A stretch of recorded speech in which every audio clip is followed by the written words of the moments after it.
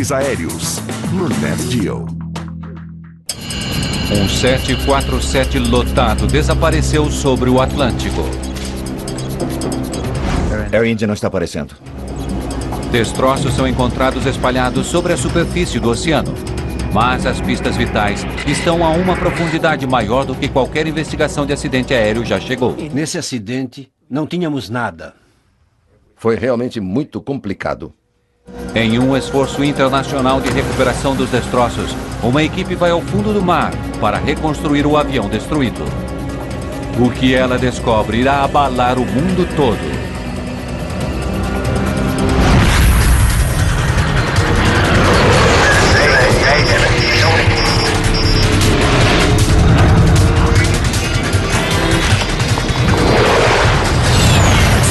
Mayday, desastres aéreos. Essa é uma história real, baseada em relatórios oficiais, transcrições do gravador de voz da cabine, além de relatos de testemunhas. Início da manhã do dia 23 de junho de 1985. Explosão a bordo. Um 747 voa através do Oceano Atlântico a 9,5 km acima da água. O apelido do jato jumbo é Kanishka, nome de um imperador hindu. E a Air India promete aos passageiros que ele será um palácio no céu. A hospitalidade hindu é algo da qual a cultura se orgulha. E você realmente vivencia isso ao voar pela Air India. As cores são vivas e aconchegantes no interior. É a sua entrada para a Índia. Vindo do Canadá, o avião parte para Londres, Inglaterra, antes de prosseguir até Nova Delhi. Ele está no ar há 4 horas e meia.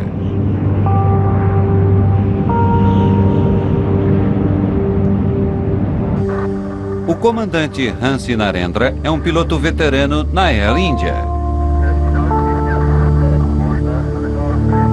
Surinder Binder também é comandante, trabalhando como copiloto no voo. Quando o avião se aproxima de terra, Binder conversa com o comissário do voo. Sim, senhor. Jin Shaw, faça-me um pequeno favor. Na parte de trás do avião, assento 54, há um menino que queria dar uma olhada na cabine. Posso levá-lo agora? Bom, daqui a uns 15 minutos.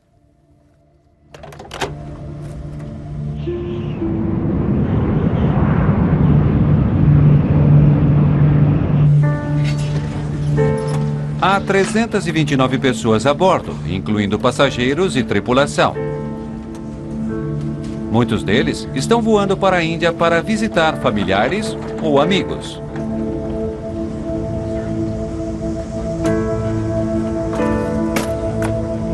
Vishnu Pada está viajando para a Índia com as 2 filhas. A mãe delas, Lata, já os está esperando lá. Havíamos decidido que aquele ano seria ideal para tirarmos umas férias prolongadas em família na Índia. Às 8 horas e 6 minutos da manhã, o copiloto Binder faz contato por rádio com o controle de tráfego aéreo na Irlanda. Sherwink, Air India 182, bom dia. Shannon, Irlanda. Controle chamando. Shannon, continue, por favor. Thomas Lane e Michael King estão trabalhando na central de controle de Shannon.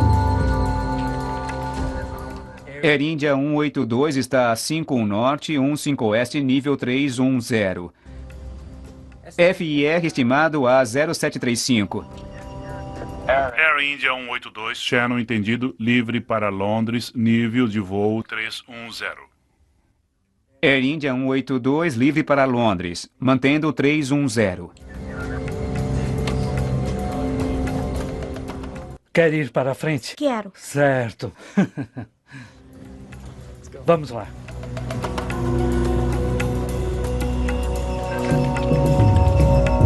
É uma manhã tranquila no controle de Shannon. Eles estão lidando com apenas 3 aviões. Mas algo peculiar aconteceu. Os sinais estão embaralhados. Os sinais no radar se juntaram de forma que era totalmente impossível ler os sinais de chamada e níveis de voo de qualquer um dos 3 aviões. O 747 da Air India está voando a 31 mil pés. Um jato da TWA está a vários mil pés acima dele. E um voo da CP está a 2 mil pés mais alto. Todos viajando para leste. Como os aviões estão praticamente um sobre o outro, os sinais se juntaram na tela bidimensional do controle de tráfego aéreo. Tom movimentou um mouse estacionário no radar e separou os sinais. 2 dos aviões reaparecem no radar. Mas o voo da Air India desapareceu. Air India não está aparecendo. Espere um minuto.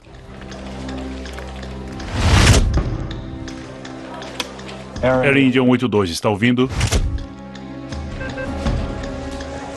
Air India 182, aqui é Shannon. Está ouvindo o câmbio? São 8 horas e 14 minutos da manhã. Eu tive um pressentimento. Até hoje, não sei por que eu peguei o telefone.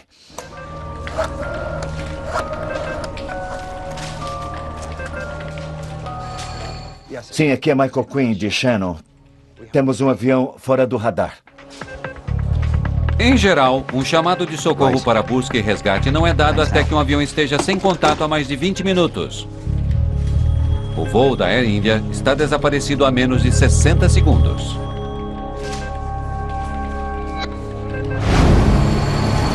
Vários navios na área começam a procurar sinais do avião. Sua última posição conhecida é de cerca de 290 quilômetros a sudoeste de Cork, Oceano Atlântico Norte. Apenas 2 horas depois do desaparecimento do avião, um navio de carga canadense na área confirma o pior.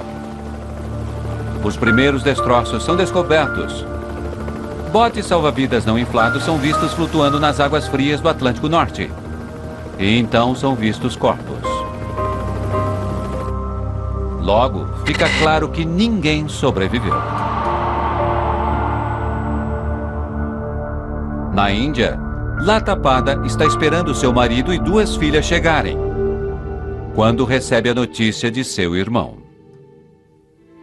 Ele me fez sentar e me disse que, sabe, que algo terrível havia acontecido. Fiquei em estado de choque e parte de mim tentava assimilar a informação e parte de mim tentava imaginar como eu iria continuar vivendo sem eles se o pior tivesse acontecido.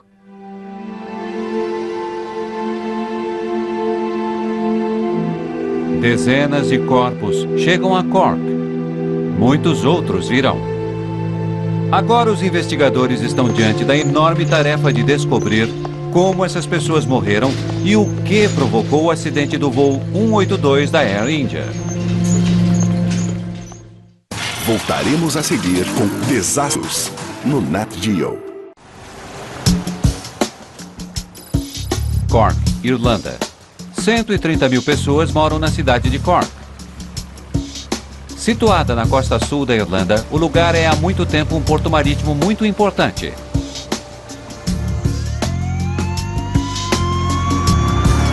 Em 23 de junho de 1985, uma carga terrível começa a chegar ao cais da cidade. Poucas horas depois do voo 182 da Air India cair no mar, corpos e destroços são trazidos por barco. O Dr. Conan Doyle é patologista no Hospital Regional de Cork. Os primeiros corpos chegaram às 5:45 daquela tarde de domingo. E à meia-noite tínhamos 130 corpos. Doyle e sua equipe irão examinar os corpos para verificar se conseguem descobrir algum sinal do que provocou o acidente. Tínhamos 3 funcionários da polícia trabalhando em cada corpo. Um fotógrafo, um especialista em balística e um odontologista forense, que examina os dentes e o rosto para fins de identificação. Em apenas 4 dias são feitas autópsias de 132 vítimas. Todas as partes do corpo eram examinadas externamente e em detalhes, e todos os detalhes eram anotados. Sem dúvida, estávamos procurando as causas da morte. Doyle faz uma descoberta reveladora. Quase todas as vítimas morreram no ar. Apenas 2 corpos mostravam sinais de afogamento, o que indicava que os demais não respiravam quando o avião atingiu a água. Há algo mais que é comum a muitas das vítimas. Muitas delas tiveram suas roupas arrancadas. Aquilo era importante, porque se elas não estavam com roupas ou poucas roupas, isso indicava que elas haviam caído de 31 mil pés ou algo assim, onde esse acidente ocorreu. Alguns dos corpos também têm sinais de ferimentos por impacto, quebras específicas de ossos nos quadris, ombros e outras juntas. H.S. Kohler é o investigador-chefe no desastre da Air India. Os ferimentos por impacto lhe dizem que os passageiros não estavam no avião quando ele atingiu o oceano. Os ferimentos são provocados por movimentos violentos do corpo no ar. Esse é o padrão dos ferimentos quando um passageiro é lançado para fora do avião em altitude elevada. As autópsias mostram que, de alguma forma, o avião fora destruído quando voava bem alto sobre a água. Os passageiros foram lançados para fora muito antes do avião cair. O maior desafio nesse acidente foi nós não termos qualquer prova física disponível, em termos de destroços, de passageiros, de tripulação ou de testemunhas. Nesse acidente não tínhamos nada. O trabalho mais importante dos investigadores é tentar encontrar as caixas pretas do avião. Os 2 dispositivos registram a conversa na cabine e outras informações técnicas sobre o voo do avião.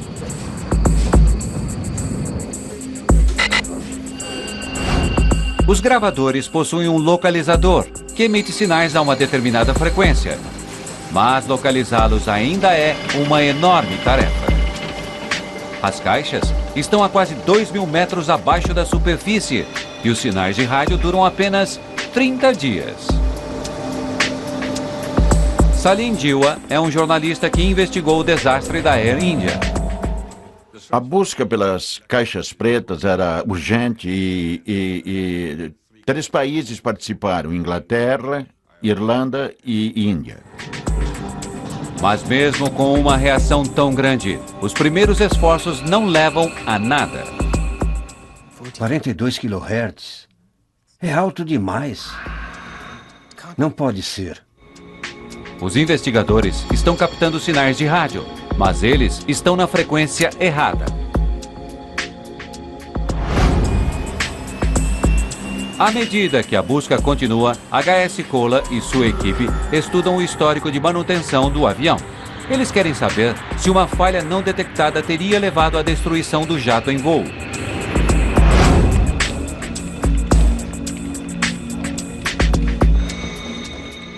Eles descobrem uma informação potencialmente importante. O jato da Air India estava voando com 5 motores.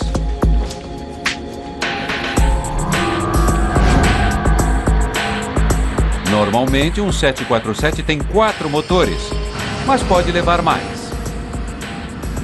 O avião fora projetado para que pudesse transportar sob suas asas um motor com problemas de funcionamento. Tripulações em terra podem prender o motor a uma abraçadeira no avião, e é exatamente isso que aconteceu com o jato da Air India. Havia um motor extra que um voo anterior havia deixado para trás e que fora preso na asa do avião. O motor extra cria um arrasto substancial no lado esquerdo do avião. Se os pilotos não compensarem isso de forma adequada, o avião irá começar a virar para aquela direção. E prosseguiu-se com a hipótese de que esse 5º motor poderia ter provocado a destruição do avião. Na verdade, os investigadores descobrem que antes de o avião decolar para Londres, o engenheiro de voo percebera problemas na maneira como o motor havia sido preso. Há um pequeno problema no 5º motor. Solicitei que fosse consertado. Tudo bem. Toronto, Canadá. Os investigadores também ficam sabendo que algumas partes internas do motor extra haviam sido retiradas e guardadas no compartimento de carga do voo 182. Elas são tão grandes que partes da porta do compartimento de carga haviam sido removidas para facilitar o trabalho. Algumas das outras partes do motor haviam sido colocadas na parte de trás do avião. Aviões como o 747 podem lidar com essa situação com bastante facilidade e é algo rotineiro. Mas se a porta do compartimento de carga não tivesse sido montada novamente de forma adequada, isso poderia ter levado a uma descompressão explosiva. Colan precisa considerar duas teorias. Ou problemas com a porta ou com o motor extra levaram à queda do avião. No caso de uma dessas hipóteses, deve haver provas nas caixas pretas do avião. Encontrar os gravadores tornava-se cada vez mais importante. Quase 2 semanas depois do início da busca, os investigadores recebem notícias que os ajudam na localização das caixas pretas. O sinal será mais alto? Então esses 42 kHz seriam possíveis. Peça aos barcos que procurem novamente. A parte da caixa preta que transmite o sinal do localizador é feita de cerâmica. Se for danificada, a frequência do sinal pode se alterar. Isso significa que a estranha frequência que os navios haviam detectado antes poderia ser a certa. Tanto o gravador de voz da cabine quanto o gravador de registro do voo são finalmente localizados. Mas eles estão a tamanha profundidade que é difícil trazê-los para cima. O avião estava a quase 2.000 metros nas profundezas do mar e era uma profundidade, de certa forma, desencorajante. Um submersível para grandes profundidades é trazido. Mas mesmo com esse veículo especializado e sabendo-se a localização das caixas pretas, são necessárias 4 tentativas para trazer os gravadores à superfície. FIR estimado a 0735. Air India 182 Channel, entendido, livre para Londres. O investigador-chefe Cola agora tem o que ele espera sejam 2 peças vitais do quebra-cabeça. Se houver qualquer problema com o avião, a tripulação estará falando sobre o problema. Ela não ficará em silêncio. Mas, ao ouvir o gravador de voz da cabine, Cola não ouve nada de incomum. Depois do último contato com o controle de tráfego aéreo de Shannon, o gravador de voz registra a tripulação conversando sobre selos alfandegários, documentos que precisam ser preenchidos antes da aterrissagem. Querem cerca de 30 selos alfandegários. Selos? Sim, selos alfandegários, para que antes de sua chegada, eles... A conversa termina no meio da frase. Foi isso, e então, claro, houve apenas silêncio. O gravador de dados do voo conta uma história semelhante. Cola analisa detalhes sobre a velocidade, altitude e dezenas de outras informações sobre o voo da Air India. Descobrimos que todos os parâmetros do avião, a altitude, a direção, a inclinação em termos de cabragem do avião, atitude de rolamento e piloto automático, tudo estava funcionando até o último momento. Depois de analisar as 2 caixas pretas, Cola não consegue encontrar qualquer evidência de que o avião estivesse com problemas antes de desaparecer subitamente do radar. Mas a própria falta de evidência sugere algo. Os 2 gravadores funcionam a partir dos motores do avião. Os 2 pararam exatamente 14 minutos e 1 segundo depois das 8 da manhã. Gravadores deixaram de funcionar ao mesmo tempo. O problema no avião tinha de ser suficientemente catastrófico para danificar o sistema eletrônico do jato, antes que a tripulação pudesse reagir. Selos alfandegários, para que antes de sua chegada, eles...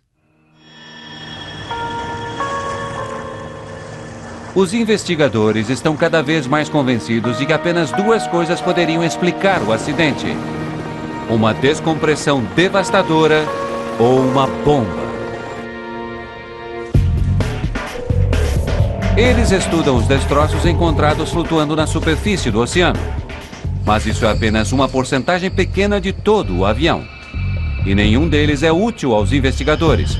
Eles não oferecem quaisquer pistas que expliquem o porquê da queda do avião. Tínhamos de buscar a causa do acidente. Tínhamos de buscar os destroços que estavam no fundo do mar. Mas em que partes do avião os investigadores deveriam se concentrar? As caixas pretas estavam equipadas com transmissores de rádio que fazem com que seja mais fácil localizá-las. Mas a área de destroços está nas profundezas da água e é enorme, com cerca de 16 quilômetros de comprimento e 6 quilômetros de largura. Como é que os investigadores identificam uma única pista que os ajudará a desvendar o mistério? Roy Truman é especialista em salvamento subaquático. Ele é trazido para fazer uma coisa que nunca fora feita antes: recuperar os destroços de um jato jumbo do fundo do oceano.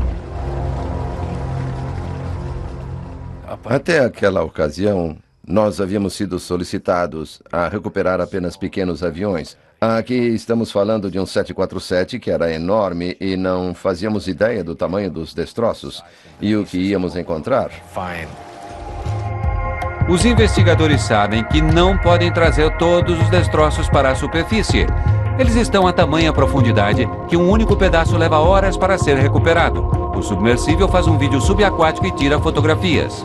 Investigadores usam isso para resolver que destroços trazer para a superfície. Era um corredor estreito e em cada extremidade dele havia destroços bastante leves. Todas as partes pesadas, motores, a estrutura principal do avião estavam na parte central da área dos destroços.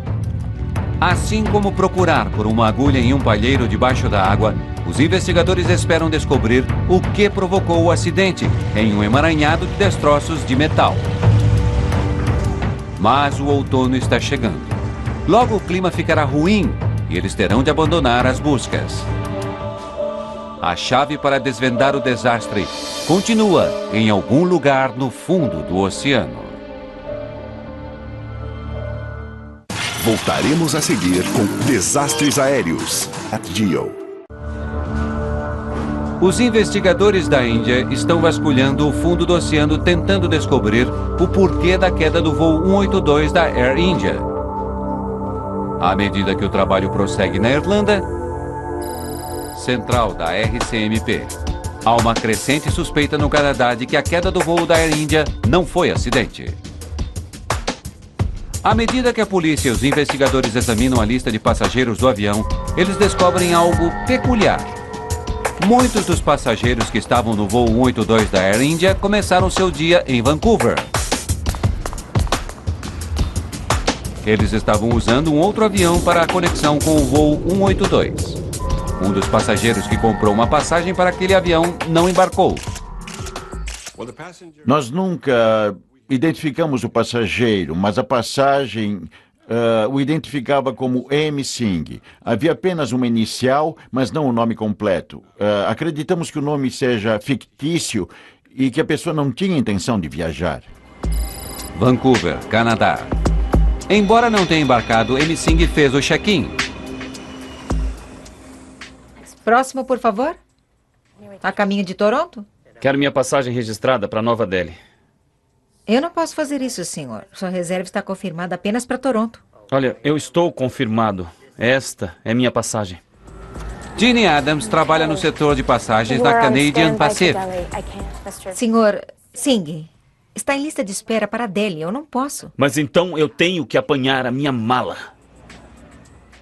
Eu não posso fazer o check-in da sua bagagem pela Índia se o senhor não está confirmado. Mas eu estou confirmado. Espera. Vou chamar meu irmão. Ele vai te dizer. Há 30 pessoas esperando para fazer o check-in. Adams não tem tempo de esperar pelo irmão do homem. Espere, eu vou fazer o check-in, mas tem que fazer a confirmação com a Air India ao chegar a Toronto.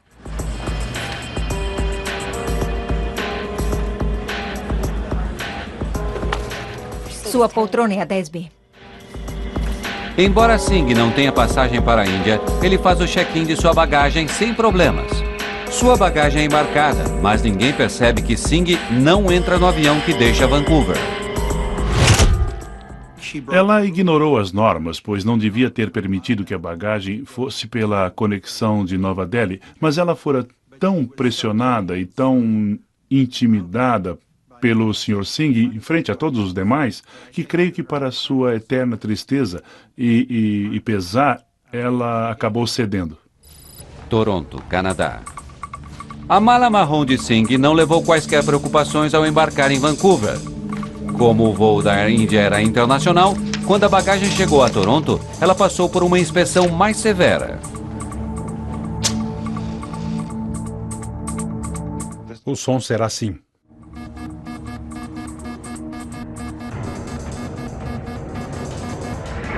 John de Souza é um funcionário da segurança da Air India. No dia do voo, ele fazia a demonstração de um detector portátil de explosivos para os carregadores de bagagem em Toronto.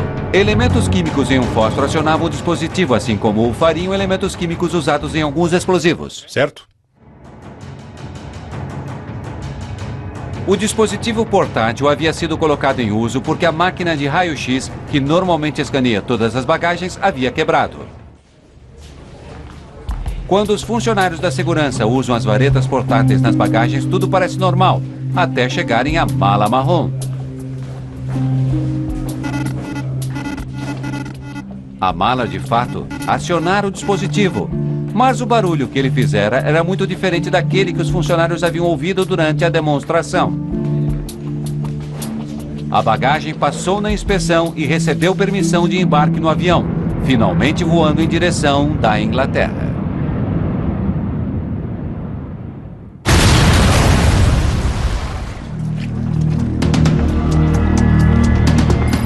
Tóquio, Japão. Enquanto o voo 182 da Air India sobrevoa o Oceano Atlântico, levando a mala de M. Singh, há uma explosão no aeroporto de Narita, em Tóquio. 2 carregadores de bagagem são mortos, 4 pessoas são feridas. Uma bomba foi escondida dentro de outra bagagem que viera de Vancouver. Bagagem que se destinava a outro jato da Air India. Ela estava sendo levada para o compartimento de carga quando explodiu em terra. Quando era colocada no... a mala provavelmente balançou um pouco e explodiu quando os 2 carregadores japoneses a estavam colocando sobre a esteira. Assim como no voo 182, uma das malas sendo carregada em Tóquio havia passado pelo check-in, levada por um passageiro que não embarcou no voo. Não havia máquinas de raio-x sendo usadas no aeroporto de Vancouver e não havia nada que impedisse aquela mala de voar até Tóquio. Há uma ligação perturbadora entre a explosão em Tóquio e o voo da Air India. As passagens para os homens que haviam feito o check-in das 2 malas haviam sido compradas no mesmo dia pelo mesmo cliente. O acidente isolado do voo 182 da Air India havia subitamente se tornado parte de uma história muito maior.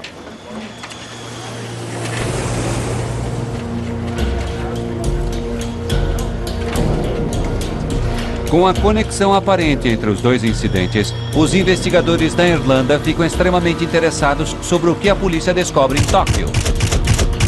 Logo depois da explosão, especialistas forenses desembarcam no aeroporto de Narita, no Japão.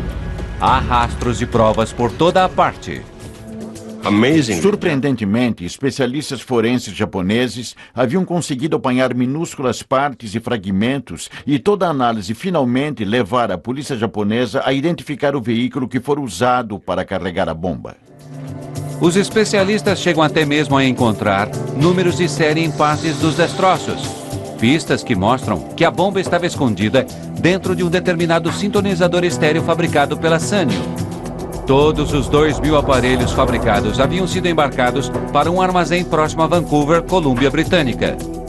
Dali, eles foram enviados para lojas por toda a região. Um daqueles aparelhos carregava a bomba que explodiu em Narita. A polícia tem uma tarefa difícil de tentar rastrear a venda de 2.000 aparelhos.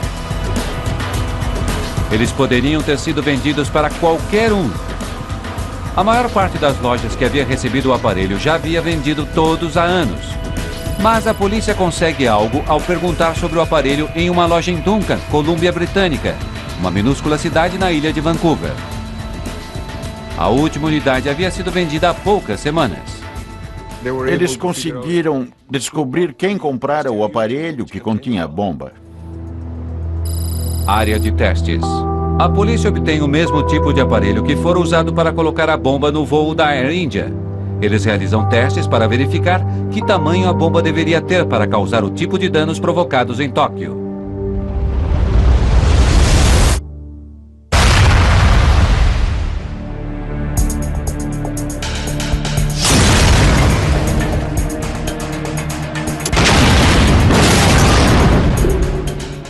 Houve experiências progressivas usando-se dinamite a fim de descobrir a extensão dos danos que determinadas quantidades de dinamite provocariam. Eles comparam o tamanho dos fragmentos do aparelho depois de cada explosão com os fragmentos encontrados em Narita. Eles descobrem que apenas umas poucas bananas de dinamite haviam provavelmente sido usadas na bomba de Tóquio. Mas poderiam apenas 4 bananas de dinamite ter realmente derrubado um jato? Ao descobrir o quanto a bomba de Narita havia sido potente, a polícia coloca a bomba dentro de um compartimento de carga totalmente carregado. A destruição é enorme. Qualquer descompressão provocada por um dispositivo explosivo no compartimento de carga teria sido suficiente para provocar danos catastróficos em um avião. 4 bananas de dinamite são o bastante. Um compartimento de cargas completamente cheio aumenta a potência de uma bomba. Testes realizados na Universidade de Penn State mostram que as ondas de choque criadas pela explosão de uma bomba não viajam em apenas uma direção, mas reverberam dentro de um compartimento de carga, potencializando-se umas às outras, aumentando enormemente a força inicial da explosão. Se uma bomba de fato explodiu no compartimento de carga da Air India, isso teria provocado uma enorme destruição. Cork, Irlanda. O tipo de dano que deveria ter deixado suas marcas nos restos do voo 182. Os investigadores suspeitam cada vez mais que esse avião caiu devido a uma bomba, mas eles ainda não têm uma prova. Então, os investigadores estavam procurando não apenas alguma coisa quebrada que pudesse ter levado à falha, mas também estavam procurando sinais do que provocara a explosão, tais como algo queimado ou manchas de solventes, ou possivelmente estilhaços de bomba nas poltronas. Isso significava um exame muito mais rigoroso de cada pedaço dos destroços.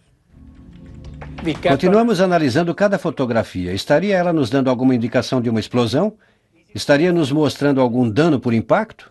Sabendo que seu tempo está se esgotando, Kola seleciona alguns poucos pedaços-chave do avião para trazer até a superfície. O mau tempo força a deixar o restante para trás. Kola espera que as partes que ele tem possam provar que houve uma bomba a bordo. Cada pedaço trazido para cima é cuidadosamente colocado onde seria sua posição original no jato. Uma das seções mais promissoras, trazidas do fundo do mar, é o piso da parte da frente do compartimento de carga. Ao recuperarmos aquele item, descobrimos que ele tinha furos de uma natureza bastante especial. Penetração de dentro para fora a uma velocidade muito alta. Enrolamento das bordas daquela parte, e aquilo era indicativo de que talvez esse fosse o lugar onde a explosão tivesse ocorrido. 20 buracos são encontrados. Em cada um deles, o metal está entortado para o lado de fora, como as pétalas de uma flor. Esses são sinais clássicos de que alguma coisa explodiu no compartimento de carga. Na parede lateral do compartimento de carga, os investigadores encontram mais pistas. Mais buracos são descobertos, como aqueles no piso. Eles também parecem ter sido explodidos no compartimento de carga. Um estudo mais detalhado do teto do compartimento de carga também indica que a armação que o prendia à fuselagem havia sido quebrada por ter sido forçada para cima. Os investigadores estão convencidos de que os destroços mostram que uma bomba havia explodido no compartimento de carga dianteiro. Se a bomba explodira na parte da frente do avião, isso explicaria por que o gravador de dados do voo e o gravador de dados da cabine deixaram de funcionar tão rapidamente.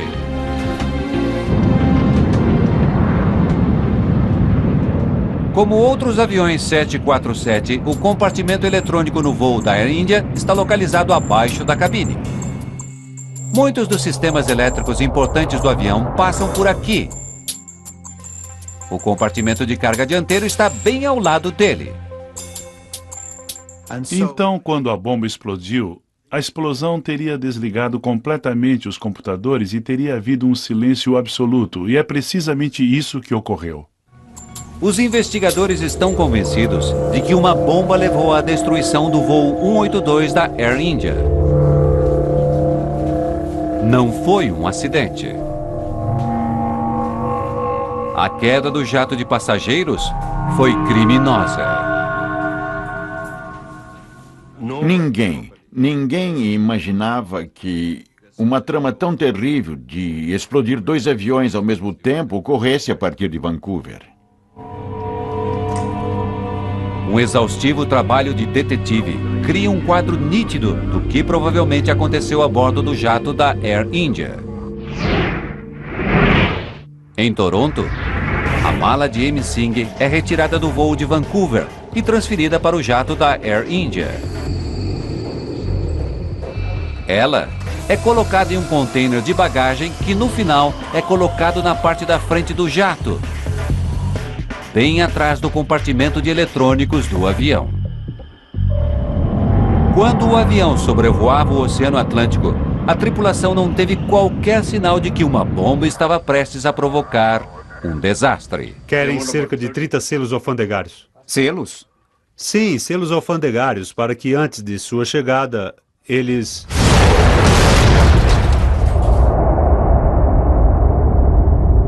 Quando a força da explosão atingiu o piso do jato, ele o empurrou violentamente para cima. A fina fuselagem teria sido destruída. A pressão de ar dentro do avião teria escapado, arrancando os passageiros da cabine e danificando fatalmente o jato. Os destroços, espalhados por mais de 14 quilômetros, são uma indicação da rapidez de toda essa descompressão e do quanto foi terrível. Mas nesse momento, o avião não tinha qualquer possibilidade de voar. Nesse caso, o avião não tinha como prosseguir voando. Enquanto o jato caía sobre o mar, as forças exercidas sobre a fuselagem o desintegrou. A cauda fora arrancada e as asas começariam a se quebrar, e não há como sustentar um voo depois disso. Ele entra em parafuso, e quando entra em parafuso, é simplesmente um enorme dano estrutural. Depois de meses de trabalho cuidadoso, os investigadores acreditam ter descoberto a causa do acidente da Air India. Eles provaram que uma bomba derrubou o avião. Agora cabe à polícia encontrar os responsáveis pela bomba. Mas com tantas mortes e a possibilidade de tantas outras, caso a bomba de Narita tivesse explodido em pleno ar, há um interesse imediato de tornar os jatos de passageiros mais seguros.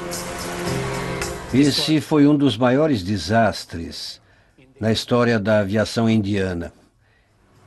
E poderia ter sido evitado se os procedimentos tivessem sido seguidos. Enquanto a caça aos assassinos continua, são dados passos extraordinários para tornar a segurança mais rígida e verificar se os jatos podem ser fabricados para suportar a força de uma bomba. Voltaremos a seguir com Desastres Aéreos. No Nat Geo. Bruttenthorpe, Reino Unido. Em maio de 1997, mais de 10 anos depois de uma bomba terrorista ter destruído o voo 182 da Air India, um 747 fora de uso está prestes a fazer parte de um incrível teste. 2 bombas são colocadas no compartimento dianteiro e mais 2 na parte de trás. O teste de Bruttenthorpe, na verdade, pretendia provar, depois de 5 anos de pesquisa, que podemos proteger um avião usando containers de bagagem mais resistentes ou revestimentos mais resistentes no compartimento de carga. O avião também é pressurizado para simular as condições que um jato encontraria em altitude de cruzeiro. A pressurização é a chave para aquele tipo de experiência. A energia adicional que se tem devido à pressurização do lado de dentro do avião faz aumentar os danos. Pode-se pensar nisso como um balão. Se você usar um alfinete para espetar um balão que não está cheio, tem um furo do tamanho de um alfinete, mas se encher aquele balão e espetá-lo com um alfinete, ele estoura de forma catastrófica. Quando as bombas são detonadas, o resultado é arrasador. A força da explosão, somada à pressurização do lado de dentro do jato, destrói o avião. E aquilo foi o mais próximo do que teria acontecido a um jato em voo. O poder de destruição de bombas em jatos é bem conhecido. Mas o que o teste em Burton-Thorpe mostrou foi que medidas relativamente simples podem minimizar substancialmente os danos provocados por uma explosão. Uma das bombas no compartimento de carga traseiro foi colocada em um container comum de bagagem. Mas as bombas no compartimento de carga dianteiro eram diferentes. Uma delas foi colocada em um container especial, reforçado com material semelhante ao encontrado em coletes à prova de bala. A outra foi colocada em um container normal, mas colocado ao lado de paredes que haviam sido reforçadas com um revestimento que absorve impactos. Quando as bombas explodem, a parte da frente do avião fica praticamente intocada. Não houve dano na fuselagem do avião que tinha o revestimento ou nos containers de bagagem reforçados, mas em direção à parte de trás do avião ou à cauda, onde não tínhamos nenhum dos materiais de reforço, o avião foi danificado de forma catastrófica. O container de bagagem padrão não minimizou de forma alguma a explosão. Tanto o revestimento protetor no compartimento de carga dianteiro, quanto o container de bagagem reforçado conseguiram absorver a força da explosão. São só conjecturas. Procedimentos como esses teriam salvo o voo da Air India? Muito provavelmente. Eles fariam a indústria mais segura hoje? Com certeza. Apesar dos resultados impressionantes dos testes na Grã-Bretanha, containers de bagagem reforçados não são usados pelas empresas aéreas. Se por um lado são eficazes para deter bombas, eles são extremamente caros. Os containers reforçados não estão sendo usados hoje porque não são economicamente viáveis. Eles custam dezenas de milhares de dólares para serem adquiridos. E são muito frágeis, são materiais complexos. Por isso, se colidir a lateral deles com uma empilhadeira, eles se tornam inúteis dali para frente. Avanços significativos têm sido feitos quanto à maneira como a bagagem dos passageiros é examinada na maior parte dos aeroportos internacionais. Sistemas de raio-x coloridos mais sofisticados usando múltiplos feixes de varredura são utilizados hoje. Mas eu estou confirmado. Espera. Vou chamar meu irmão. Ele vai te dizer. Espere, eu vou fazer o check-in, mas tem que fazer a confirmação com a Air India ao chegar a Toronto. E há normas mais rígidas quanto ao envio de bagagem em voos com conexão. No caso da Air India, o mais importante de tudo foi a volta à vinculação passageiro-bagagem. Esta é a chave para a detecção de um dispositivo explosivo ou de um terrorista. Avião algum parte sem que a bagagem pertença a algum passageiro que esteja voando naquele avião. E é assim que tem que ser.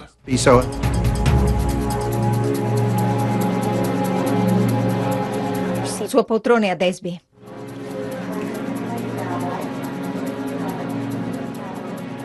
Acho que uma das notícias mais difíceis de ser aceita pelas famílias foi o fato de haver muitas maneiras pelas quais essa tragédia poderia ter sido evitada. Foi absolutamente imperdoável que uma mala pudesse ser enviada em voo de conexão sem um passageiro que a acompanhasse. A qualidade do treinamento que guardas de segurança recebem nos aeroportos também passou por uma análise nos anos seguintes ao acidente da Air India. E ainda é uma área que preocupa alguns especialistas em segurança. Há uma verdadeira falha no treinamento de pessoal de segurança. E essa falha existe porque não se consegue pagar salários de subsistência a esse tipo de funcionários para que cuidem de sua segurança quando você embarca em um avião. No caso da Air India, a polícia finalmente estabelece uma ligação entre as bombas e extremistas Sikh que moram no Canadá. Eles estão lutando para ter uma pátria Sikh independente criada na Índia. O homem que confessa ter montado a bomba é enviado para a prisão. O homem suspeito de ter arquitetado o plano é morto vários anos depois, enquanto estava preso na Índia. Os dois homens têm uma profunda ligação com a comunidade Sikh da costa oeste do Canadá, uma conexão que ainda perturba Lata Pada. Foi um ato deliberado de terrorismo e entristece ainda mais o fato de ter sido executado por canadenses, em solo canadense, contra canadenses. Mais de 20 anos depois da destruição do voo da Air India, o choque daquele dia ainda permanece vivo. E muitas perguntas permanecem sem resposta.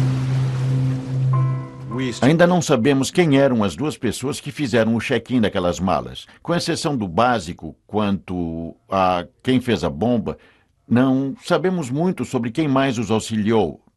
Não sabemos quem apanhou aquelas bagagens. Há um voto de silêncio que tem prejudicado a investigação. Essa investigação será iniciada imediatamente. Em 2006, o governo canadense iniciou uma investigação sobre a explosão do voo da Air India. Mais uma investigação sobre o que houve e suas razões. A chocante morte de tantas pessoas